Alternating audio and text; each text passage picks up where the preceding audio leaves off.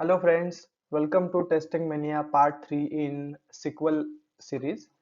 So basically guys हम आज start करेंगे order by clause like ascending और descending order और उसके बाद हम बात करेंगे different functions की जो कि present है SQL language में like group function है या single row function है या user defined functions होते हैं वो. तो let's start with one by one. Yes guys, तो ये पहला टॉपिक है हमारा ऑर्डर बाय क्लॉज. इसको हम सॉर्टिंग मेथड भी बोलते हैं, जिसमें बेसिकली दो इंपॉर्टेंट टाइप्स होता है. एक होता है असेंडिंग और दूसरा होता है डिसेंडिंग ऑर्डर. तो जो ऑर्डर बाय क्लॉज होता है उसका सिंटैक्स ऐसे होता है: ऑर्डर बाय, फिर जिस कॉलम पे हमको लगाना है वो कॉलम का नाम, और उसके बाद अगर डिसेंडिंग रहेगा तो डिसेंडिंग DESC ये लिखना पड़ता है. अगर मान लो कि मुझे यहाँ पे असेंडिंग ऑर्डर में लिखना है तो ये DESC जो लिखा है वो लिखने की जरूरत नहीं है यहाँ पे. ठीक है, तो हम एग्जाम्पल के तो एग्जाम्पल देखेंगे पहले. फर्स्ट एग्जाम्पल क्या है कि सिलेक्ट स्टार फ्रॉम एम्प्लॉय. मेरे पास एक एम्प्लॉय का टेबल है, मान लो ये एम्प्लॉय का टेबल है जिसमें दो कॉलम्स है: एम्प्लॉय नेम एंड सैलरी. और मुझे क्या करना है कि ये जो सैलरी का जो कॉलम है वो सैलरी का कॉलम मुझे डिसेंडिंग ऑर्डर में चाहिए, मतलब ऐसे डिसेंडिंग ऑर्डर में. तो उसके लिए हम सॉर्टिंग मेथड जो होता है हमारा वो ऑर्डर बाय क्लॉज यूज करेंगे. जैसे कि सिलेक्ट स्टार, स्टार यूज करेंगे क्योंकि हमें जो टेबल है वो उसकी जो वैल्यूज है वो सब वैल्यूज शो कराना है आउटपुट में, इसलिए. तो select star from table name जो है एम्प्लॉय. उसके बाद हमारा जो सिंटैक्स है ऑर्डर बाय का वो लिखेंगे ऑर्डर बाय. उसके बाद मैंने जैसे यहाँ पे लिखा था कि कौन से कॉलम पे आपको लिखना है कॉलम नेम, तो यहाँ पे जो सैलरी कॉलम है वो सैलरी कॉलम पे मुझे अप्लाई करना है, तो इसलिए मैं वहाँ पे सैलरी कॉलम लिखा. और मुझे ये डिसेंडिंग ऑर्डर में करना है इसलिए मैंने यहाँ पे डिसेंडिंग लिखा. तो आउटपुट पे मुझे ये ऐसे दिखाई दिया कि जो डिसेंडिंग ऑर्डर है 50, उसके बाद लेस उसकी लेस वैल्यू जो है वो है 30, उससे लेस वैल्यू है 20. मतलब ये जो है मुझे एक वो डिसेंडिंग ऑर्डर में शो किया उसने, राइट. और ये जो दूसरी क्वेरी है ये भी सेम क्वेरी है, सिर्फ इसमें मैंने क्या किया है कि यहाँ पे जो स्टार है, इस स्टार की बजाय अगर मुझे मान लो स्पेसिफिक सिर्फ एम्प्लॉय नेम और सैलरी देखना है तो मैं यहाँ पे वो मेंशन करूंगा, जो कि मुझे आउटपुट में वो रिस्पेक्टिवली शो कराएगा, राइट. तो इसके बाद हम बात करते हैं असेंडिंग ऑर्डर की. तो बेसिकली असेंडिंग ऑर्डर में भी मैंने जैसे बोला आपको पिछले वीडियो में, सॉरी पिछले स्लाइड में, कि जो ऑर्डर बाय क्लॉज का एक जो सिंटैक्स होता है उसके बाद कॉलम नेम होता है. यहाँ पे मैंने कॉलम नेम सैलरी लिखा है क्योंकि मुझे सैलरी कॉलम पे सॉर्टिंग करना है. और असेंडिंग जब हम लिखते हैं तो वहाँ पे ASSC लिखने की जरूरत नहीं है, जैसे कि हमने पिछले वीडियो में DESC लिखा था, राइट. तो गाइज ये जो एम्प्लॉय का जो टेबल था जिसमें तीन एंटिटीज है जिसकी सैलरी 50, 20, 30 है. तो गाइज मुझे ये क्वेरी जब हम अप्लाई करते हैं तो ये क्वेरी अप्लाई करने के बाद जो एक्सपेक्टेड रिजल्ट आएगा वो मुझे आप कमेंट बॉक्स में बताइएगा. ठीक है, हमारा एक्सपेक्टेड रिजल्ट ये रहेगा कि हमने अभी असेंडिंग ऑर्डर लगाया, मतलब जो छोटी चीज है या छोटी वैल्यू है वो फर्स्ट शो करेगा 20, उसके बाद 30 शो करेगा, उसके बाद 50 शो करेगा. ओके, आई होप गाइज ये आपको ऑर्डर बाय क्लॉज और सॉर्टिंग मेथड जो है वो क्लियर हो गया होगा. तो हम आज स्टार्ट करेंगे. पहला जो फंक्शन का टाइप है वो है ग्रुप और एग्रीगेट फंक्शन, जिसमें बेसिकली 5 टाइप्स आता है. एक है max, mean, count, sum and average. ये 5 इंपॉर्टेंट टाइप्स होते हैं ग्रुप और एग्रीगेट फंक्शन के. सो हम वन बाय वन देखेंगे. तो पहला फंक्शन है बेसिकली मैक्स फंक्शन. तो मैक्स फंक्शन से नाम से ही पता चलता है कि ये मैक्सिमम वैल्यू हमें शो करा के देगा या फाइंड आउट करेगा. तो एग्जांपल के तौर पे मेरे पास एक एम्प्लॉय का टेबल है, ठीक है, जिसमें एम्प्लॉय नेम और सैलरी ये दो कॉलम्स है. और तीन एंटिटीज है, वहां पे तीन एट्रीब्यूट्स है. ए की वैल्यू 200 है, बी की 500 है और सी की 300 है. और मेरी रिक्वायरमेंट ऐसी है कि मुझे हाईएस्ट मैक्सिमम सैलरी फाइंड कराना है एम्प्लॉय टेबल में से. तो उसके लिए जो सिंटैक्स होता है मैक्स मैक्स फंक्शन का वो होता है मैक्स, उसके बाद ब्रैकेट में कॉलम का नाम, जिस कॉलम पे अपने को वो यूज कराना है वो कॉलम का नाम वहां पे मेंशन कराना होता है. तो उसके बाद यहाँ पे हम क्या लिखेंगे, सिलेक्ट. सिलेक्ट करने के बाद क्या शो कराना है मुझे, मैक्सिमम सैलरी. तो मैक्सिमम लिखेंगे और जिस कॉलम का नाम लिखना है वो कॉलम का नाम सैलरी कॉलम, फ्रॉम कौन से टेबल से लेना है, फ्रॉम एम्प्लॉय टेबल से। तो ये लगाने के बाद मुझे आउटपुट में ये शो करा देगा कि सैलरी जो है वो 500 रुपीज है मैक्सिमम। अभी कभी क्या होता है ना कि क्वेश्चंस ऐसे होते हैं कि मुझे एम्प्लॉय की सैलरी चाहिए प्लस उसका एम्प्लॉय का नेम भी शो कराना है।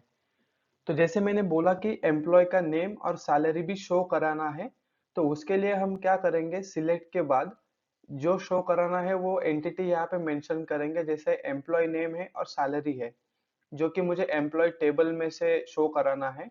और जिसकी सैलरी, वेयर कंडीशन लगाया मैंने यहाँ पे। वेयर कंडीशन हम क्यों लगाते हैं, for filtering the data.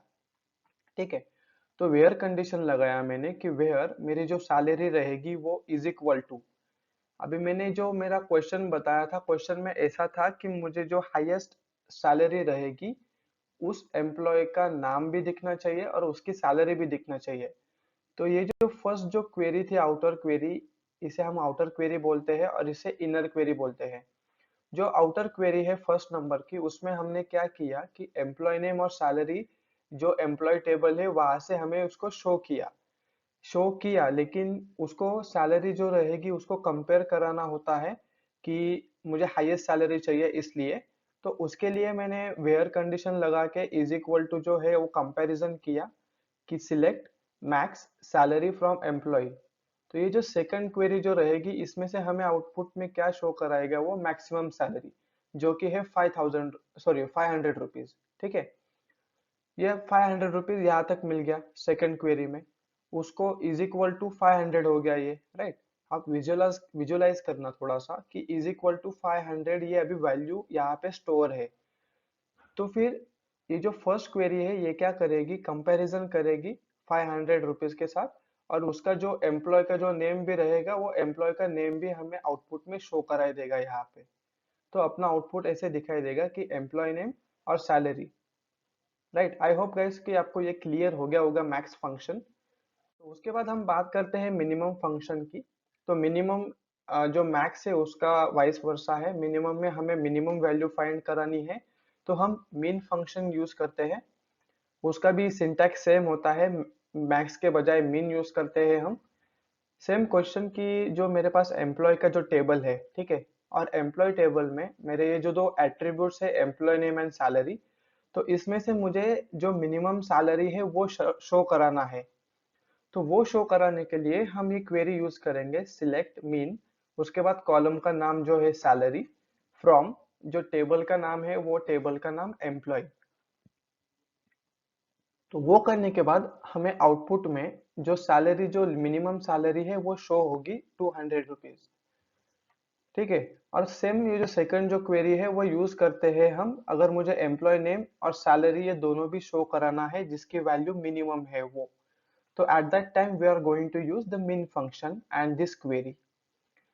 Okay guys, clear? उसके बाद बात आती है 3 नंबर के जो फंक्शन है ग्रुप बाय का, वो है सम, एंड फोर्थ नंबर का है वो एवरेज। तो सम फंक्शन आपको नाम से ही पता चल गया होगा कि अगर मान लो मेरे पास एक एम्प्लॉय का टेबल है और जिसमें दो कॉलम है, एक बेसिक है और दूसरा एचआर है। ठीक है, और मुझे क्या कराना है कि मेरी रिक्वायरमेंट ऐसी है कि जो एम्प्लॉय का जो टेबल है उसमें जो बेसिक और एचआर है, इन दोनों का एडिशन करके मुझे टोटल सैलरी शो कराना है, मतलब टोटल सब एम्प्लॉयज का सैलरी है कितना, टोटल सैलरी। तो उसके लिए हम यूज करेंगे सम फंक्शन। ठीक है, तो सम फंक्शन के लिए ये उसका सिंटैक्स है सम, उसके बाद कॉलम, यहाँ पे मैंने दो कॉलम लिए, यहाँ पे आप एक भी कॉलम ले सकते हो, जैसे बेसिक है या एचआरए है या सैलरी है, जो कॉलम आपको लेना है आप ले सकते हो। लेकिन मुझे क्या करना था, यहाँ पे बेसिक और एचआरए जो है कॉलम्स है, इन दोनों की एडिशन करके उनका सम निकालना था। तो इसलिए मैंने सम फंक्शन में बेसिक प्लस एचआरए लिखा। ठीक है, तो यहाँ तक क्लियर हो गया होगा आपको। उसके बाद मैंने एक अलायंस यूज किया, एएस, जो मैंने पिछले जो मेरी सीरीज थी या पार्ट 2 था उसमें मैंने ऑलरेडी बताया था अलायंस के बारे में। तो आप वहां पे भी देख सकते हो, जो लिंक रहेगी वो डिस्क्रिप्शन में मैं डाल दूंगा। तो अलायंस यूज करेंगे, अलायंस में हम न्यू सैलरी ऐसा लिखेंगे फ्रॉम एम्प्लॉय। तो आउटपुट पे मुझे क्या शो होगा कि जो मेरा एम्प्लॉय का टेबल है उसमें वो एडिशन करेगा सब सब जो बेसिक और एचआरए में जो वैल्यू प्रेजेंट है उसकी, और आउटपुट पे मुझे एक ही कॉलम शो करेगा जिसका नाम है न्यू सैलरी। और जो सैलरी टोटल जो एडिशन रहेगी वो एडिशन 330, ये मुझे टोटल सम करा के देगा। तो सिमिलरली जो एवरेज फंक्शन होता है वो एवरेज फंक्शन का वर्क भी सेम ही होता है। तो एवरेज फंक्शन में होगा क्या, जो बेसिक और एचआरए जो दो कॉलम्स है, ये दो कॉलम का वो टोटल एडिशन करेगा। ठीक है, ये दो जो कॉलम है बेसिक और एचआरए, इन दोनों का वो एडिशन करेगा।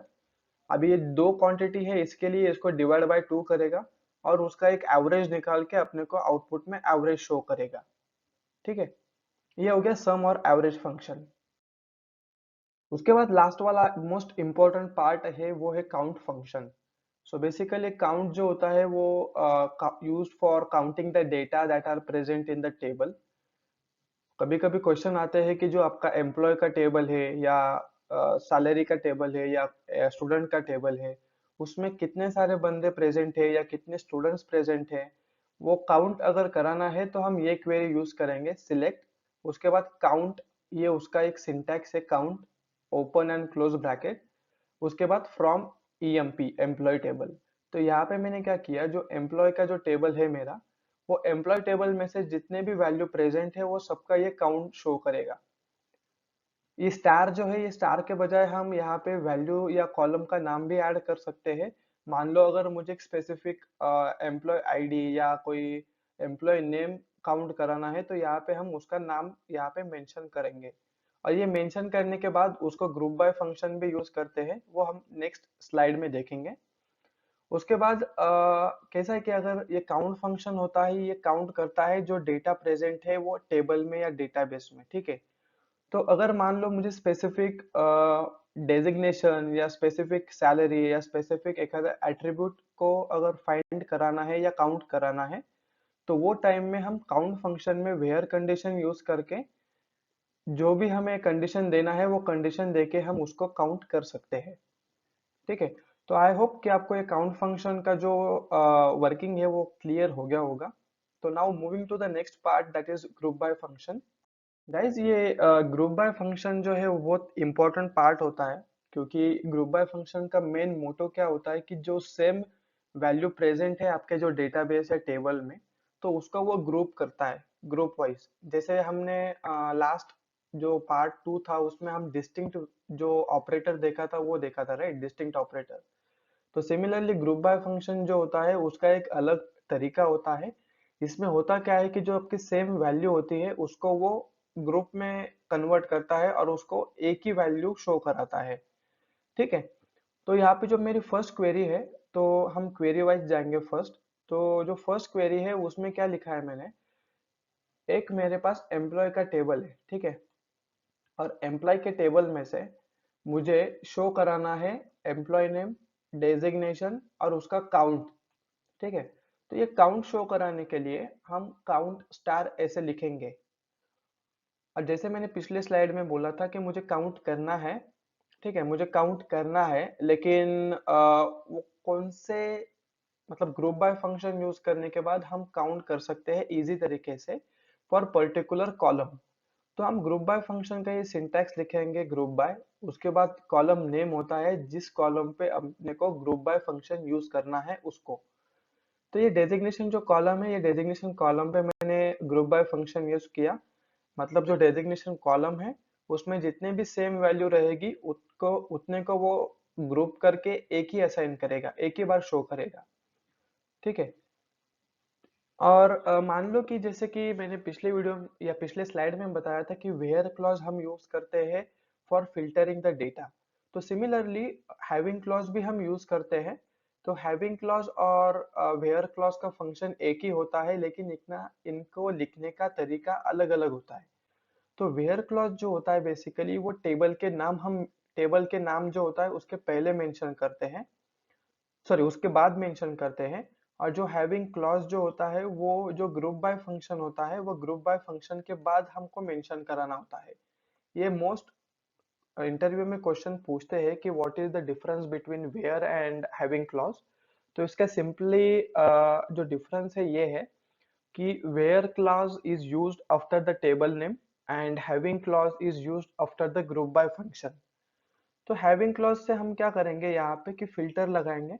ठीक है, तो फिल्टर किस पे लगाया, मैंने डेजिग्नेशन पे लगाया, क्योंकि मैंने जो डेजिग्नेशन मैनेजर है, ये मैनेजर का मुझे काउंट शो कराना है पर्टिकुलरली कि मेरा जो एम्प्लॉय का जो टेबल है, वो एम्प्लॉय टेबल में से डेजिग्नेशन कॉलम जो है, वो डेजिग्नेशन कॉलम में मैनेजर जो पोस्ट है या जो वैल्यू है वो कितनी बार है, ये मुझे काउंट कराने के लिए मैंने काउंट फंक्शन लगाया, प्लस एक कंडीशन लगाया हैविंग क्लॉज के लिए।